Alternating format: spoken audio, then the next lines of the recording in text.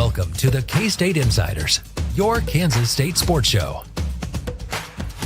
Now, let's head into the studio. Welcome to the Insiders, sort of. Tim Fitzgerald, Cole Carmody, Ryan Gilbert, and sitting in with us tonight is Monte Spiller. Big B had date night. It's with his wife. Don't worry. Don't get weirded out by that. We still do that stuff after we're married. It just doesn't end as the same way. Anyhow, it's date night for Big B. So we brought in Big Spill. I like it. Our resident Dallas Cowboys fan who we were talking about before the show. The Cowboys beat the Chiefs. We didn't put any money on this. Monty and I should have, but nice little shout out to Cooper Beebe and Connor Riley for taking care of the Kansas City Chiefs. Oh, that hurt. Speaking of Cooper Beebe, how about this, guys? On Friday at Go Power Cat, keep an eye out. You'll hear from a number of former K-State players. Interesting. Ryan Gilbert, is your lighting off or is my TV screen weird? Does he look like he's dark, everyone? A little bit. I don't know. A little bit. Turn off all your lights. It'll be better. I've got all the lights on, right? Better? So, yeah, Go. whatever. Nobody's looking at you. They're looking at Cole. Let's be honest. They're all looking at Cole. So, in the spirit of those crossover events every network has, and all the Law and Orders become one episode that night, this is the Insiders, but it's also the Questions podcast.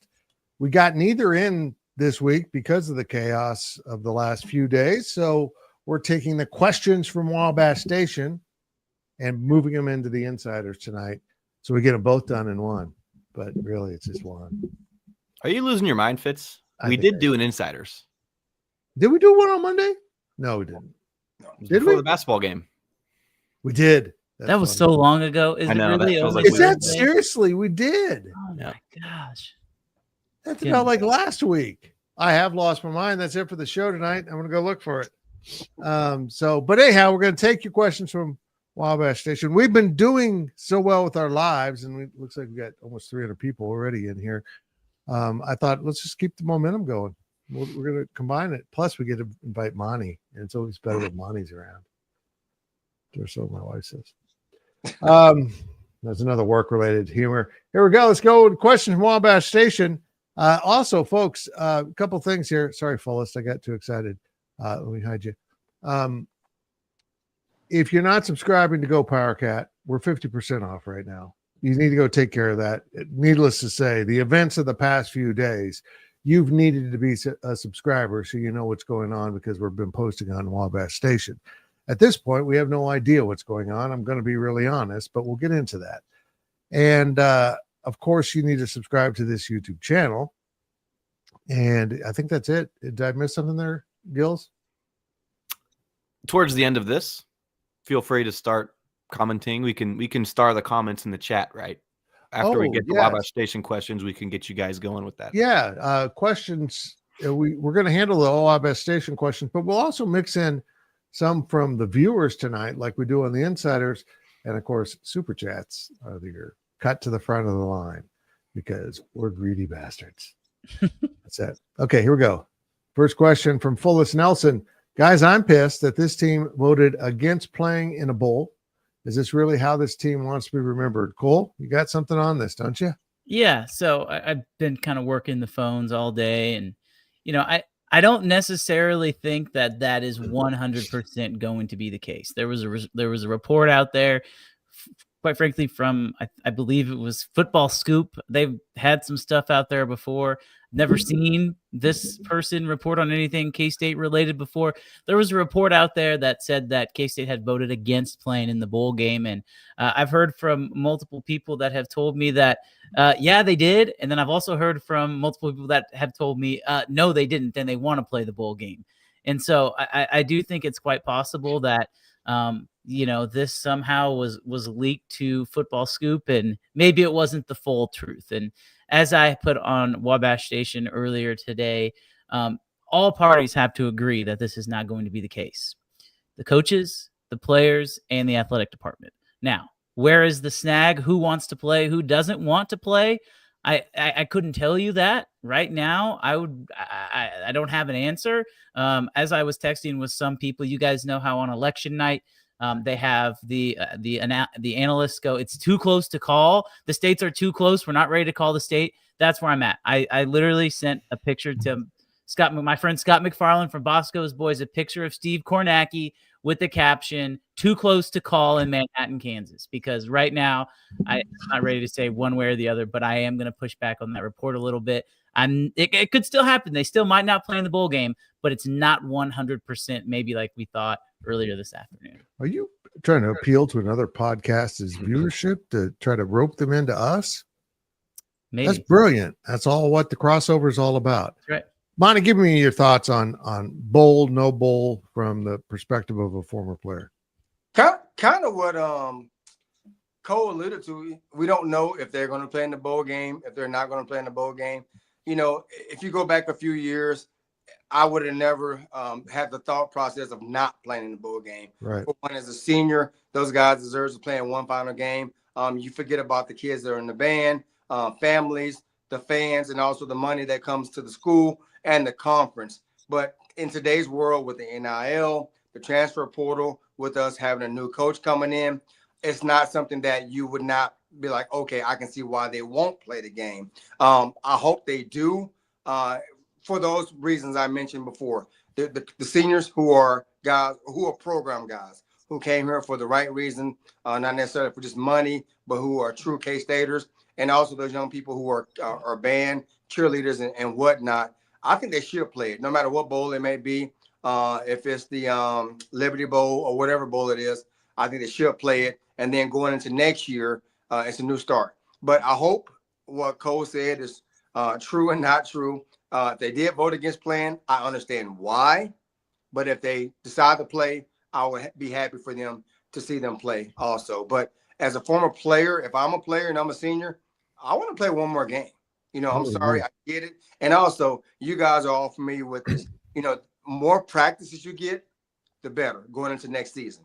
You know, and if not, it is what it is. But I hope they play the game. And no matter who our opponent is, no matter what bowl it is, it's always a positive in my eyes if they do play the game. So I'm hoping they do play the game. Gills, what a weird situation. And now with the transfer portal and everything else going on in college football, I can see why the players would say, nah, let's not do it. I certainly see why the soon-to-be ex-coaches who are still under contract would say, no, we're not playing one, because they're going to get paid no matter what, whether they work or not.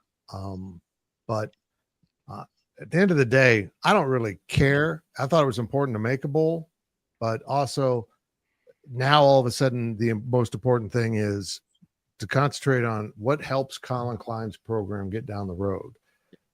And I can't answer if playing a bowl game does that or if it's a distraction they don't need with possible injuries. Your thoughts?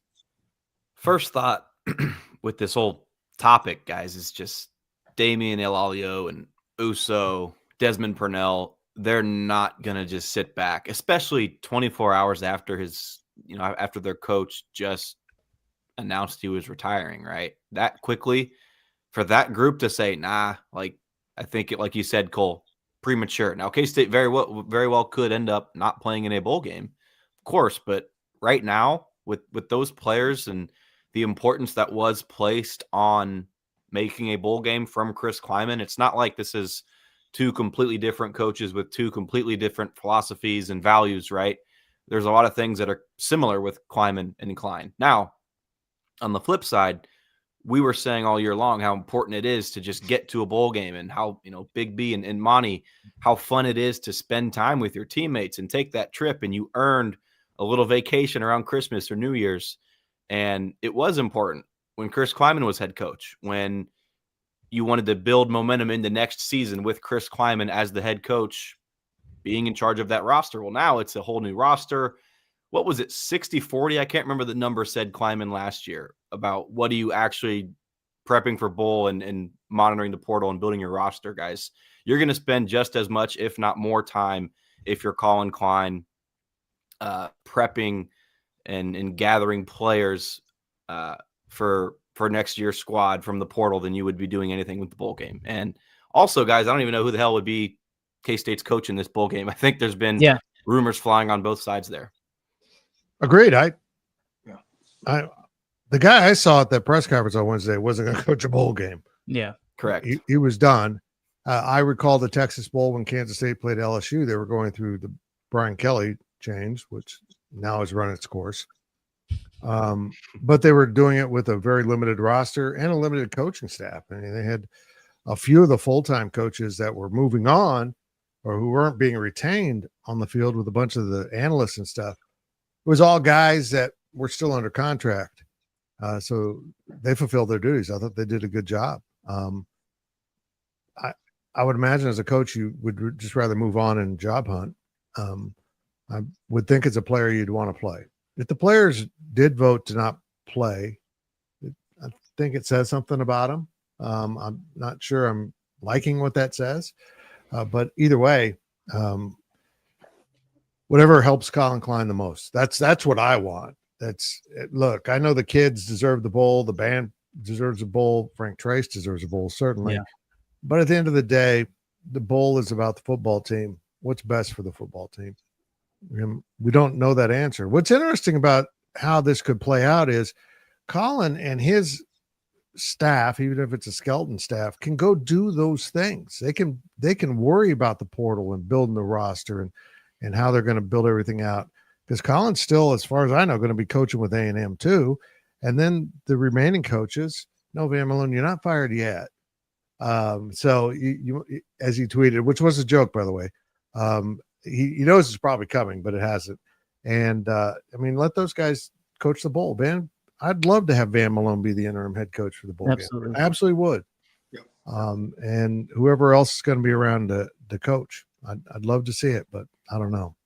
As of 7:12 this evening, still no word on the Collin Klein situation. And to give you a little background, since you're now joining us, we're approaching 1,000 viewers, I guess. We expected some kind of notification today about something. A lot of people expected the actual announcement to come today. Even though I think that was the plan, I don't know how that would have all fallen in place. So come tomorrow, we are expecting an announcement that Collin Klein is the head coach. At least that's what we're assessing as the moment of this taping or whatever we're doing, living. We're living, not taping. And we'll see how that plays out. But the idea was then to have him at Saturday's basketball game with Shaylin and make it a big thing. And no, I don't know what the status is as of tonight. We're still just kind of waiting like everyone else. Next up, this one's from Sunshine 2012. Shouldn't you be at practice? What is your prediction on Avery staying or leaving? After all, Klein did originally recruit Avery. I don't see him going anywhere, but look, you're asking me to climb into the head of a college age quarterback who makes more money than I do. I have nothing in there I can relate to. So I think he's staying now that Collin's back. I don't know. Monte, give me your thoughts. Yeah, I'm with you. I think he stays also. And a lot of people want to look at this season and previous seasons.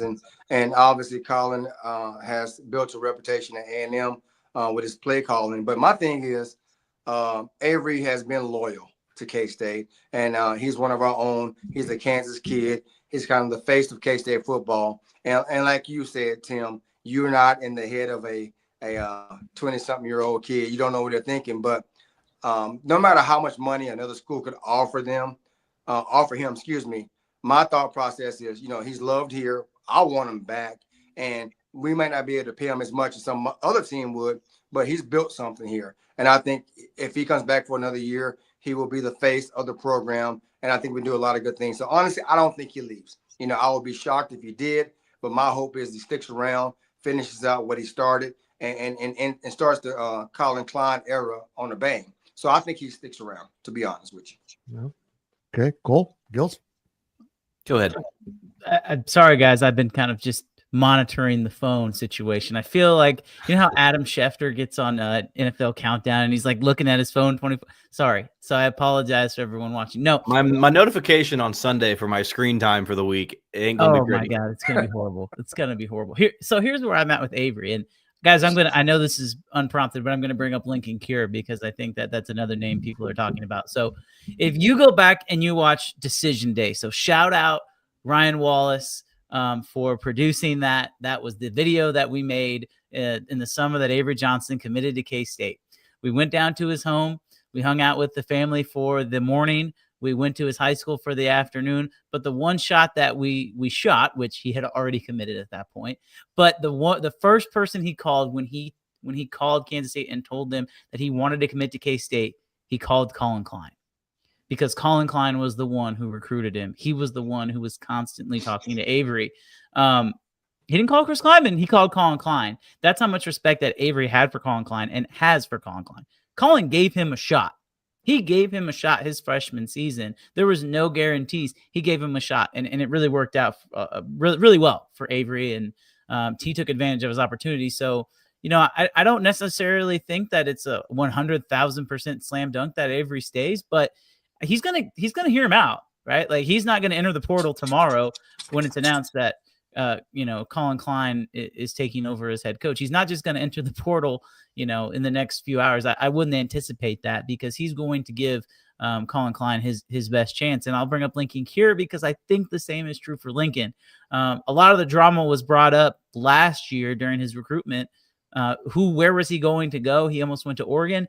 But I think what a lot of folks don't realize is part of the reason that he was so high on K-State was because of Collin Klein. And the whole reason that Oregon was even brought up into the mix was because Collin had left. And so I think that there's probably nobody happier in Veneer right now than Lincoln Cure.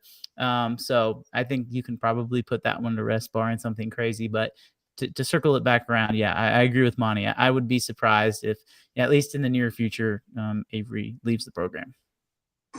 I can't believe I'm going to say this, but this might be the first time in history where a coach is leaving a program, a head coach is leaving, and I think the odds go up of your starting quarterback coming back. But that's how I feel. I mean, this is actually a good thing if you want Avery to come back, not a bad thing. So you guys, Cole and Monty, hit on the head. That's it. They got to play now. I don't know. Next up, El Camino. Do you think Collin Klein will call his own plays? This is a great question because this impacts who you hire for your offensive coordinator. I mean, I've heard some names that are interesting, but they're not coming if they're not calling plays. I mean, you're just a figurehead if you're not calling plays as offensive coordinator. You're getting someone else's game plan together, someone else's scheming. You're putting it all together. I can't imagine as an offensive coordinator that would be much fun. I really, you kind of want to, as a coordinator, Monty, you want to scheme, you want to put your signature on things, and to get a team ready and then have the coach call the plays. That's a hard sell for me. But also, when you hire Collin Klein, you want him to call plays. Monty, your thoughts on that? Yeah, it's one of those things where Collin, I'm ecstatic about him coming back. He is he's one of our own, and he has really had good success at A&M as an offensive coordinator. But you guys know as well as I do, it's easier said than done to be a head coach and a coordinator. I think Collin, whoever he brings in as the OC, will give them the opportunity to do the play calling, and if it's not what he expects, he will probably interject himself in a little more as needed. But I think he's going to allow whoever he hires as the OC to do what they are hired to do. Now, with that being said, he's going to pick somebody kind of like how he was picked by their A&M that has similar thought process. And so I think Collin understands as a head coach, you have a lot more responsibility. And as much as you want to be involved with the offense, you have to allow the guys that you hire to do their job. They're there for a reason. But whoever he hires, I think he will allow them to do what they do. But if it's not working or if it's not satisfaction to what he wants, he will interject himself and go from there. But I want to, he will be a head coach, and I'm curious to see how he handles being a head coach, because it's one thing to say, to be a coordinator and say what you would do. But then once you're in that position, it's a different story. I've been in football a long time, and as a coordinator, it's a lot more responsibility than being a position coach. It's a lot less stressful being a position coach than a coordinator. So I'm kind of curious to see what he does and who he hires. But I think he will allow whoever he hires to do what they do, and hopefully they're successful. Somebody brings up a good point here in the chat. Jared, I'm going to put it up here. Just saw that too. Klein has never called plays from the field. Yeah, that's exactly where I was going. I think about, Andy Reid and Matt Nagy, and nobody really knows who calls the plays, if it's Andy Reid or is it Matt Nagy. Sometimes it's Andy, sometimes it's Nagy. Like, they don't really specify who's calling the plays. I think Collin could call the plays from the field. Listen, he's a former quarterback. He knows exactly what's going on, right? He can see the field better from that position than anybody else, right? As a quarterback, it is your job to see the field differently. So if anybody can see it, it's him. So I would have no problem with him calling plays from the field. But I agree with Monte. I actually think that whoever they do bring in is going to be someone who's a little bit more seasoned, someone who's going to be a little bit more veteran, and at least in the beginning, maybe for the first year, maybe for the first 2 years, Collin will not learn the ropes, but kind of delegate more responsibilities. At least that's what he should do, in my opinion. I don't think Collin is going to be the kind of coach who is a pain in the rear to work for. I think his current boss might be like that, but I don't think that's how Collin is going to be. So I would anticipate him hiring somebody, and like Monte said, that coordinator, at least having play calling responsibilities in the beginning. So here's where I'm at with a head coach being in charge of a team and being a leader of men. I'm huge on that.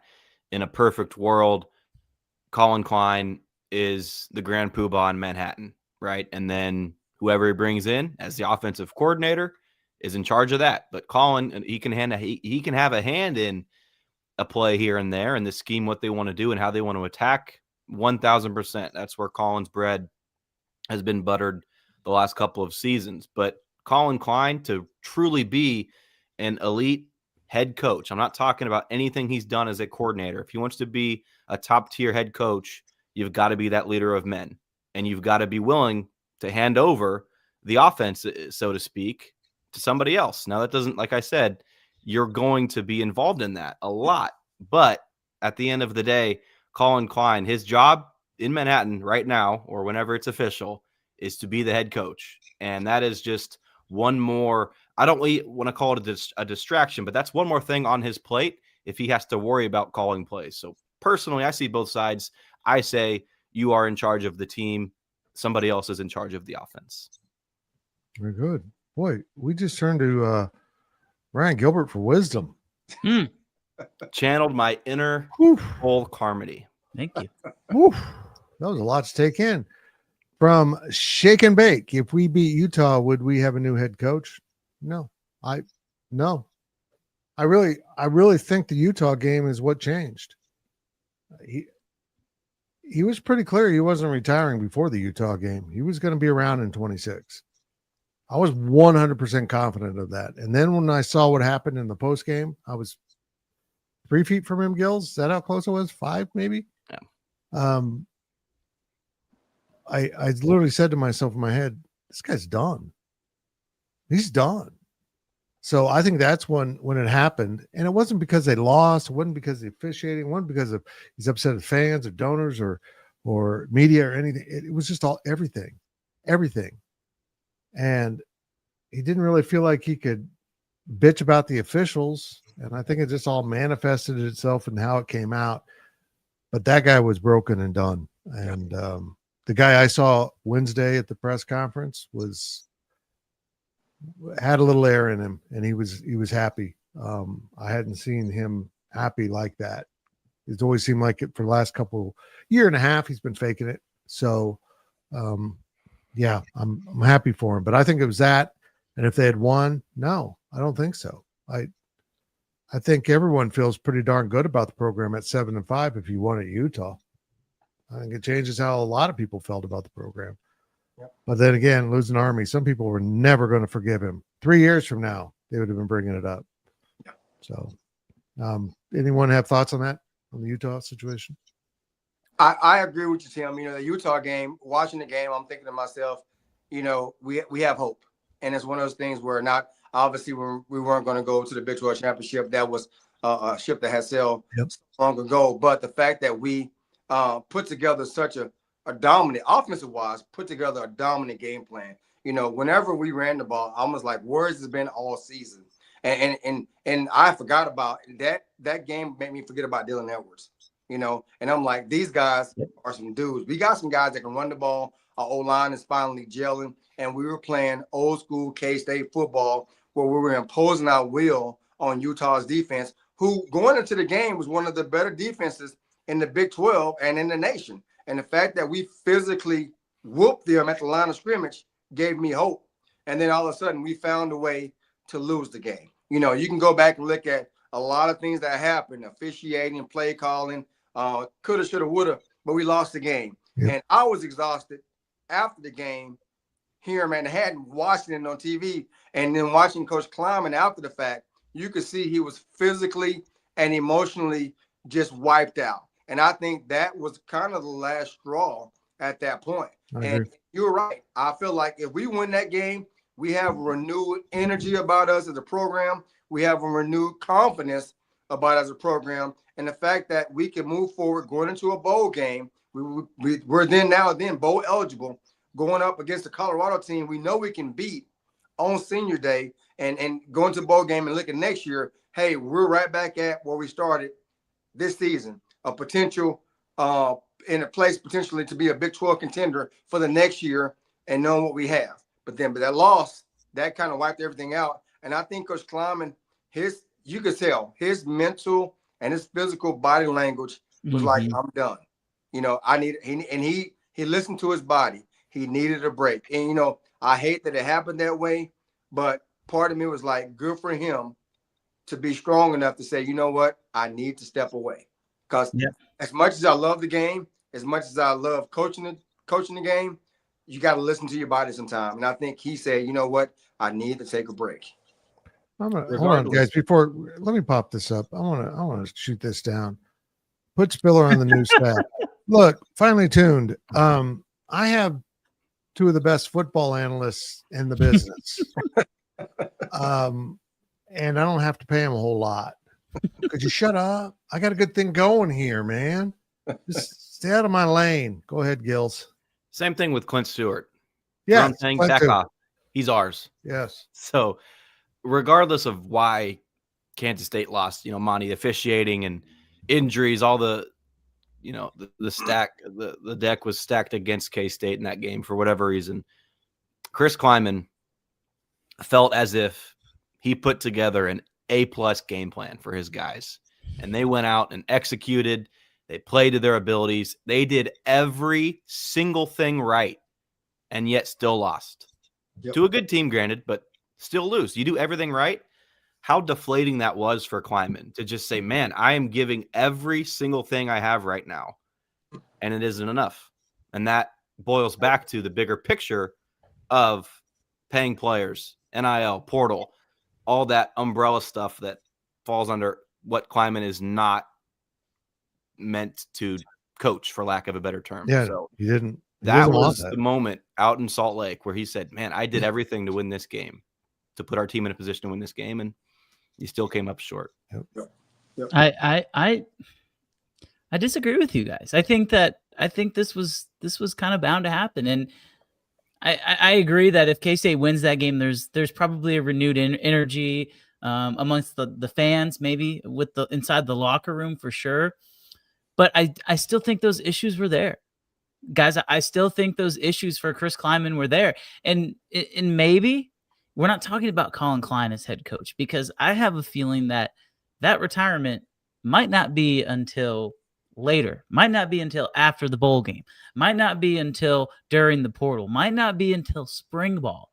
But those issues that he was dealing with, let's call it what they're, personal issues. That is 100% personal issues, and nobody is faulting him for stepping away. But if those are the reasons why, those issues aren't going away. And even if K-State would have gone 9-3, and they missed out on the Big 12 championship game. That might have made it worse.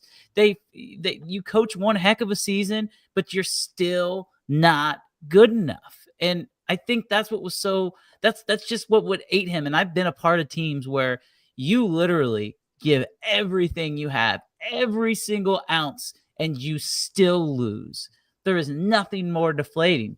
But I still think those issues were there. And so, I don't necessarily disagree with the things you guys said. But with that being said, I just think those issues were there, and this was probably going to happen sooner rather than later.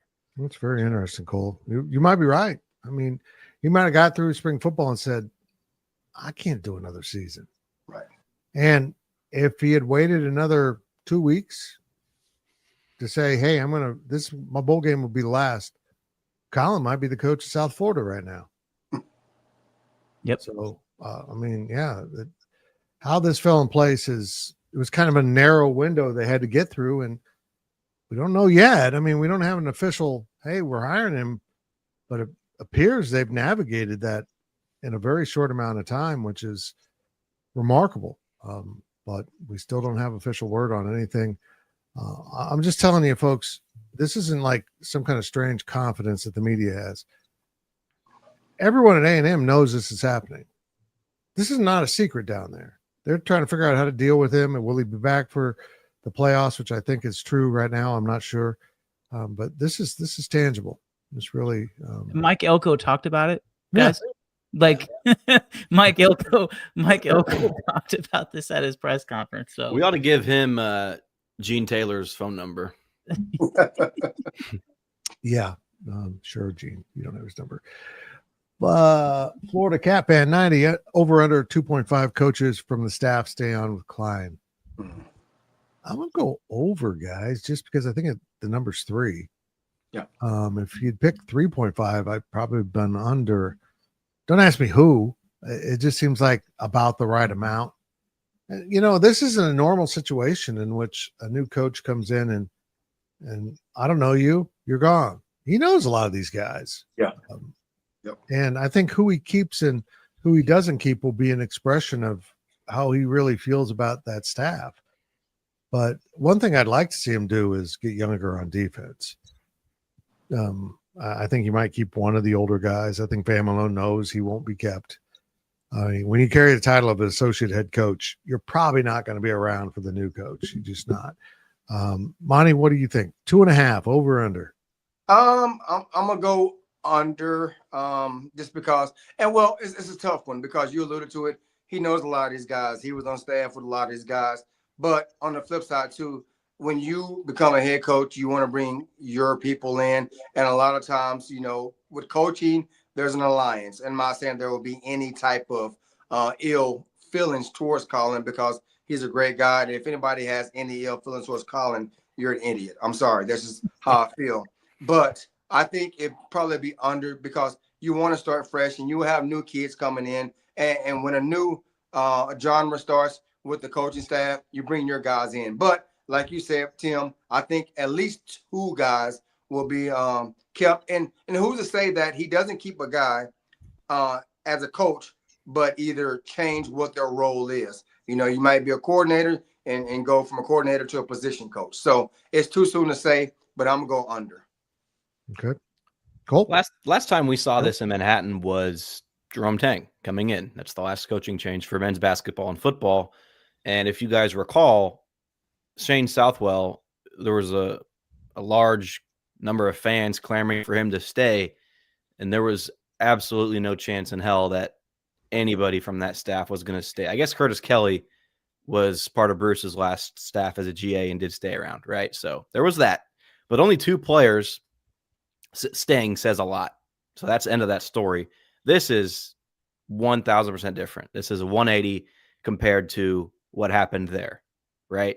And I'm not going to just come here and say over, but I am with you, Fitz. I'd probably lean on, I'm not going to say more coaches staying than not, but to get to 3 is, you start thinking about it, guys. And we're not including Taylor Bratt here or, Joe Hall, any of those guys. Yeah. But hey, if I'm Collin Klein and I'm going to go over to Taylor Bratt, what do you think about Brian LePack? He's pretty sharp, right? You've been around him for maybe not a lot longer than me because I was here in Manhattan too, but you've been around him for the last couple of years when I was gone. He's still pretty sharp. Okay, let's keep you. So there's a lot more resources for Collin Klein with the people that are going to end up staying in kind of just athletics regardless, to where I think to get to 3 coaches is more attainable than not. Yeah, that's a good point. And I'm going to bring this up, guys. We've talked about, kind of what this could look like over at Go Power Cat. I'm going to go ahead and plug whenever this does become official. We do have another assistant coach hot board that I plan on releasing. 50% off right now if you want to go sign up. So the Manhattan Mercury came out. Obviously, they've been on top of this with reporting, and so I'm going to reference their article right now. I wasn't for sure as far as like salary goes, what Klein would be looking at, but there was a report by the Mercury today. It says no details are available about a contract, although it's expected to be in the $4 million range. Klieman was making 5.25. So why is that important? Well, to me, that is important because now you have an extra $1.25 million. And so how you choose to utilize that will be something to watch. Are you going to go out and add coaches? Because I think that's on the table. And if I'm Collin Klein, that's probably what I want to do. Do you want to surround yourself with a bigger coaching staff, or do you want to pay a little bit more top dollar for a defensive coordinator, for an offensive coordinator, right? Quality over quantity. I don't know, but if I'm him, that's actually how I'm going to keep some of these guys around. For context, all of the salaries are available on the internet. Now, how accurate are they? That's a good question. Brian LePack is making just over $300,000 this year. So when you put it into that context, that's 4 Brian LePacks. And I'm not saying that you're going to be able to keep all 4 of those guys, but what was the number? 2.5? Is that what the number was? Mm-hmm. I'm going to take the over on that because I think that some guys will be reassigned. Maybe he'll bring with him some guys, but instead of just having one quarterback coach, an example, there is an assistant quarterback coach at Texas A&M. I think we could see some different titles. Yeah. Brian LePack's the offensive line coach. Maybe he becomes the run game coordinator and works with a new offensive line coach. So because of what Collin is making, there's a few extra million there to distribute amongst his assistants. I probably lean towards the over, guys staying, but the coaching staff growing. Go look at Texas A&M's coaching staff right now and see how many guys they have compared to K-State. You'll probably be surprised. Well, did you say it's 1.2 million is the difference? 1.25 million. Yep. 1.25. That's an awkward number. I'd be willing to take the 0.25 off their hands to kind of even things out. I think the senior journalist on the beat probably deserves a little sugar, like $250,000 worth of sugar. Here we go. Next one up. Boom. Ton 25. What are the proper expectations for Klein this year? Like next year, this year, whatever year, the upcoming season, the next season, national championship. That's it. That's all. Don't settle. No settlers watching this. I think let's be fair to him. I mean, 8 seems the rather established number for victories as of late. Let's set that as the bar. Whether you want to consider that clearing the bar or hitting the bar, I don't know. But less than that, I can tell you that people won't be happy. More than that, I think a lot of people would. But if you look at the schedule, if you haven't looked at the schedule next year, that schedule is really manageable. It's a doable schedule to make a run. So I don't know. Well, I think he has a great opportunity, really does. And it comes down to that window now coming up to put together your roster with the transfer portal. That's going to be the most important thing coming up for Kansas State football. So, yeah, I don't know. What are your expectations season 1 of Collin Klein, Money? 8-4, 9-3, and call me crazy, but a lot of times people look at what do we have, but you also got to look at what are we going up against. And obviously with the NIL, the transfer portal, it's a lot to be had, and it's too soon to say. But fresh start, if you look at the teams that are right now top of the Big 12, the Texas Techs, the BYU, they kind of had like a boost to their programs with the money, and they went out and got the guys they wanted because they could afford to. With Collin coming in, it's hard for me not to think that the powers that be, the boosters, the big money people, will be like, you know what, we got our guy. Let's buy into the program. Let's give more money to go out and get these guys that we need, and not just the superstars, but kind of like what Coach Klieman talked about, get quality depth at the twos also. Because a lot of times, how many times this year that we had starters go out and the level of backups dropped tremendously, and you saw it. But if you look at the teams that are top of the Big 12, the BYUs, the Texas Tech, their twos were just as good as our ones. So I think if we can go out and get quality depth and have them produce, why not win 9 games next year? So it's 9-3 is doable, but 8-4 is realistic. You got to understand, new coach, new staff. The Big 12, a lot of people don't want to give us credit as being a quality conference top to bottom. There's a lot of bias out there. In my opinion, the Big 10 is the best conference, contrary to what people want to believe, the SEC. But I feel like the Big 12 is not bad. But I feel like if we can get that depth, we can go 9-3 or 8-4. But that's my expectation for Collin Klein's next year's team. Love it. Anyone? I agree. I'm going to pull Gilbert. I agree. Okay. Breaking news, guys. Remember RJ Garcia? Yes. He's back in the transfer portal, and Collin Klein might come back to K-State. Is that a coincidence? Things are healing.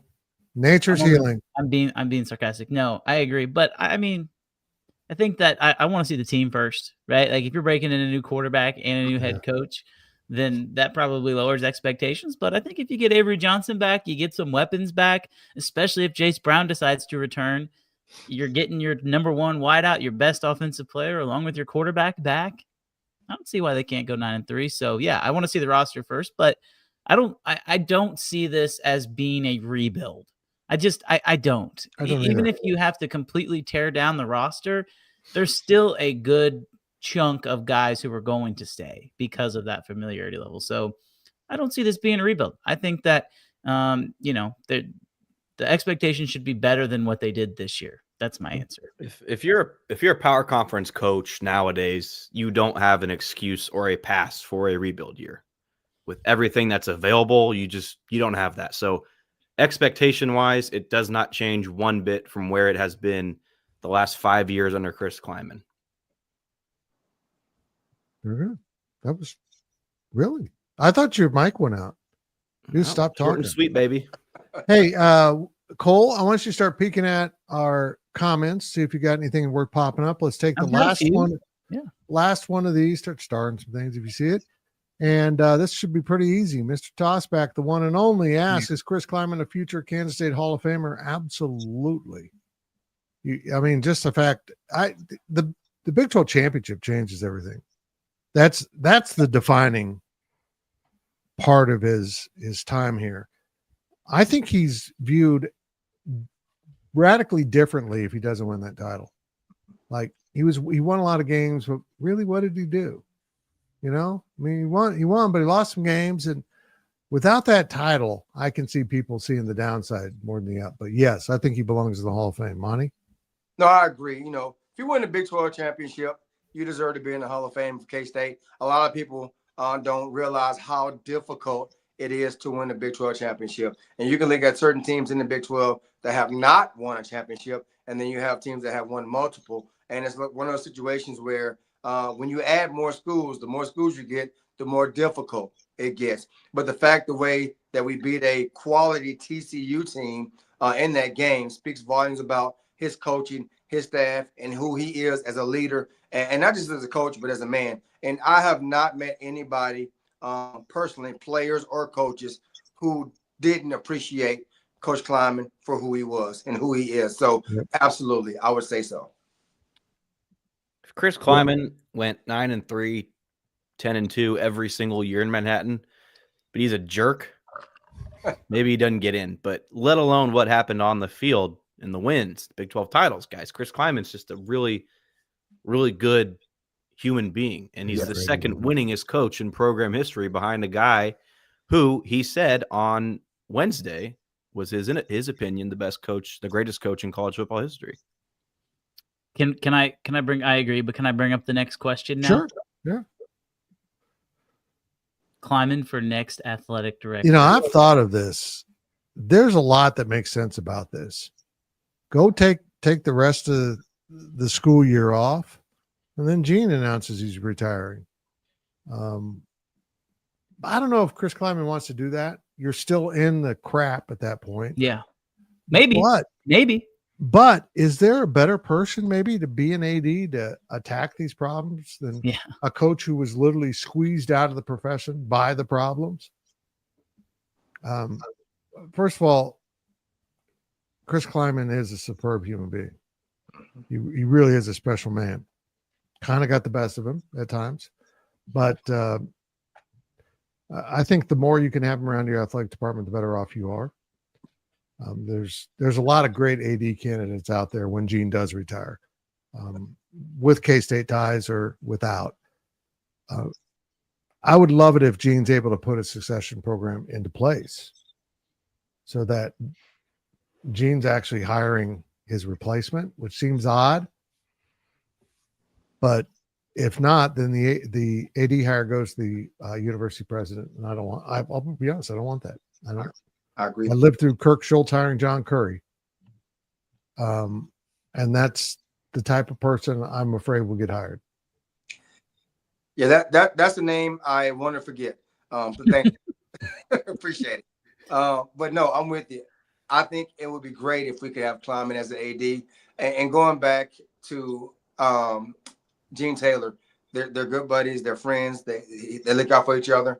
And I think Coach Klieman would have more empathy, more sympathy also for Coach Klein, because he understands what he will be going through because he's been there and he cares. You know, how many times, and everybody's following it, not to bring in Lane Kiffin, but the number of loyalty goes a long way, in my opinion. Mm-hmm. I get it. There's a payday, and then there comes loyalty. And in college football today, there's not a lot of loyalty. And you can say what you want to say, but how much money does a person need and to stick around? I think Klieman, he's a K-State guy now because that's who he is, and he will be a great AD, and he will be here for the right reasons because he wants to see the university, the football team, the athletic department, and the community of Manhattan be successful. So I think he will be a great addition as AD if that would be the case. But outside of that, I'm with you. I don't know if I want our president picking the next AD. It's one of those things too, guys, where, you know, maybe as we talked about on our last podcast, it's maybe he just wants to go right off into the sunset. And just because someone would be good at something, that doesn't mean that they want to actually do it. And I think that's always something that, you know, we have to think about. We cover sports. We're involved in sports. You know, you think, oh, this person would be perfect for this. I've had this exact conversation with people about Matt Wells. Matt Wells would be a really good Group of 5 head coach. Sacramento State just opened up today. I think Matt Wells would be perfect for Sac State. But does he really want to do that? Or does he want to stay around Manhattan and have his family coached by the one and only Monte Spiller? That's the ultimate question, right? So who knows? But I don't know. Gilbert, you got any thoughts on this? Super chat just came in. We'll get to it in a second. But Chris Klieman, he's got a family, and the amount of, you know, Devin and Colby, how many games you have to miss for them and the sacrifices you make. Now he gets to be a father and husband and all those things first. And I think he's really excited to do that, as he mentioned on Wednesday. Yeah. Okay. We got super chat. There we go. Look, we appreciate your content and your nonsense. All nonsense is accepted here at anything I do because, well, Gills, that kind of sums me up, right? I mean, sums me up. Yeah, there's a lot of nonsense going on. The only one making sense is the two in the opposite corners. I got another question I'm going to put up here. What happened? I hit it and someone, yeah, go ahead.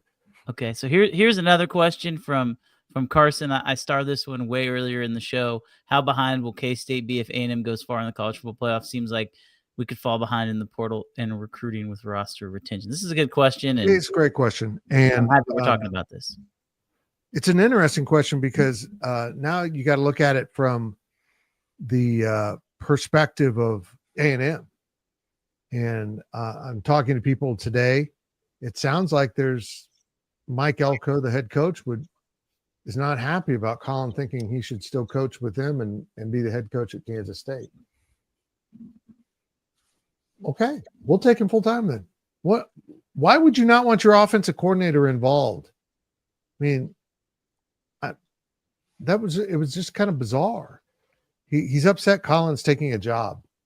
Is what I'm hearing, and I'm like, he wants to be a head coach at his alma mater. So yeah, I don't know. I'd prefer if he didn't, but I'd understand if he wanted to. He's gone on a journey with this offense, and I think he should be able to complete that journey. I do. But I also think he needs to have plenty of people in place that are doing what he needs done here.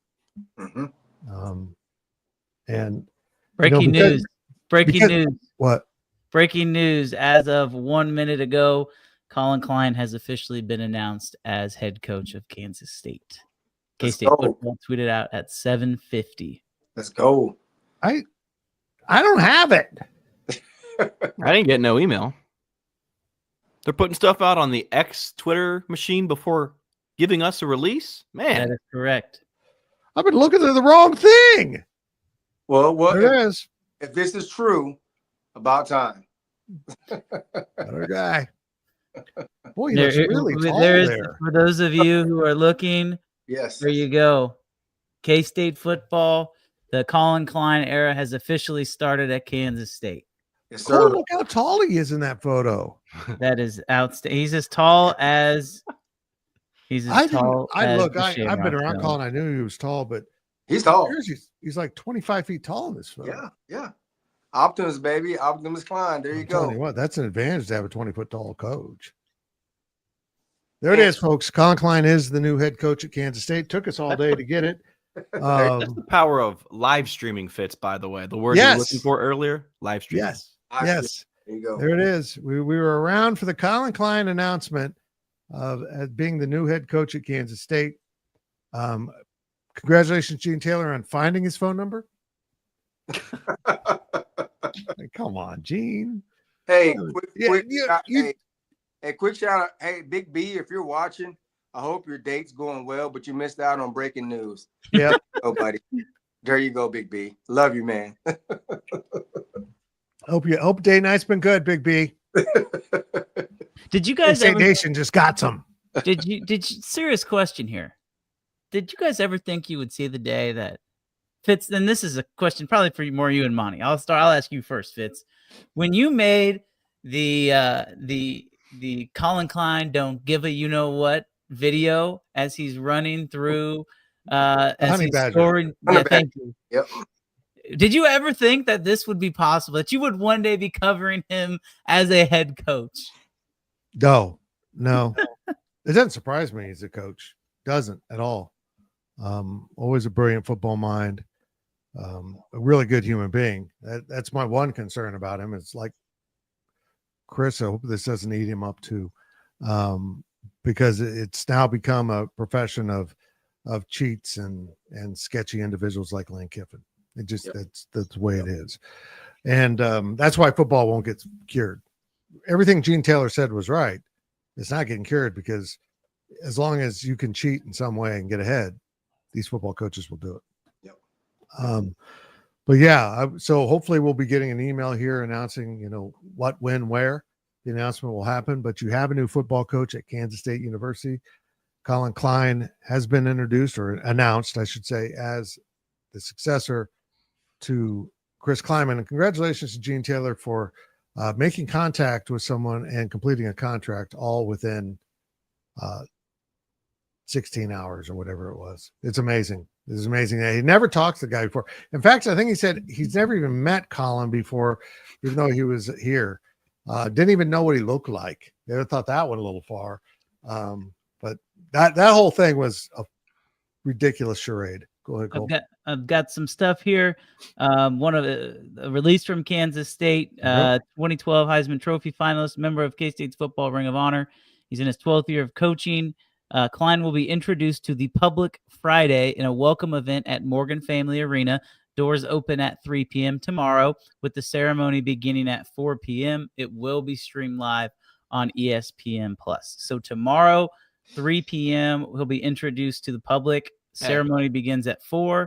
I don't believe we've gotten a time on a press conference yet. I will keep looking through this release, but there's also some quotes in there from Gene Taylor and from Collin Klein as well. What'd you say? Streamed on what? That would be the plus of ESPN. Get out of here. Streamed on Go PowerCat. Don't do that. Sorry. Working against us here.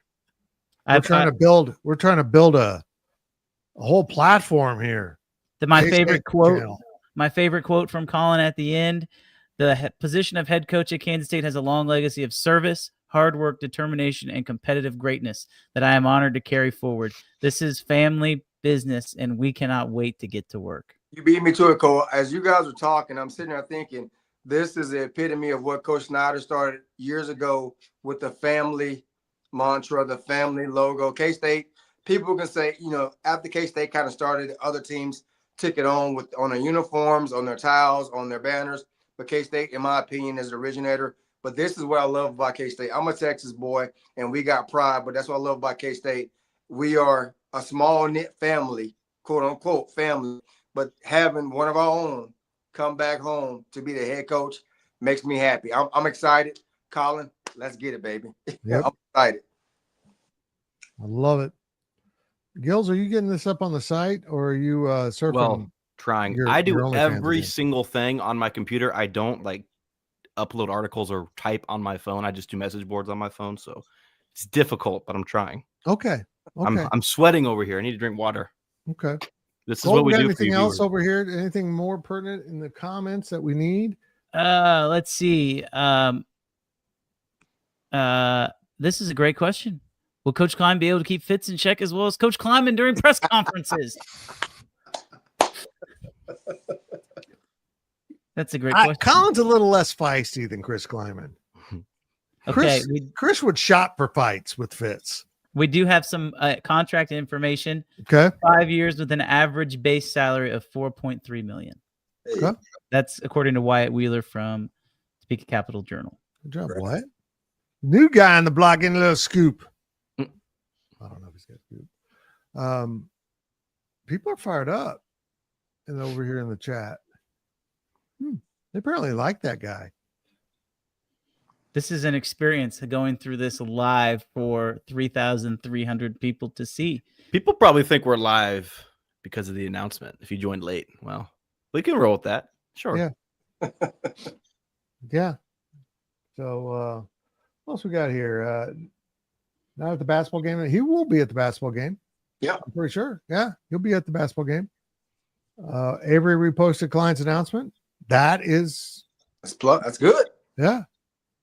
That's nice. This one's nice. Man, you got horrible taste in people. Oh my gosh. But appreciate it. Appreciate that he loves us. He's got good taste in three of us. Boy, just rip on Monty. Have we gotten confirmation on a press conference yet, guys? Now, you know what? Think about the Tang thing. We had the introduction, and then we talked to him after it. Yeah, that's what we were hearing was 4:00 at the volleyball arena. So I feel like it's going to be all clumped into one there. Okay.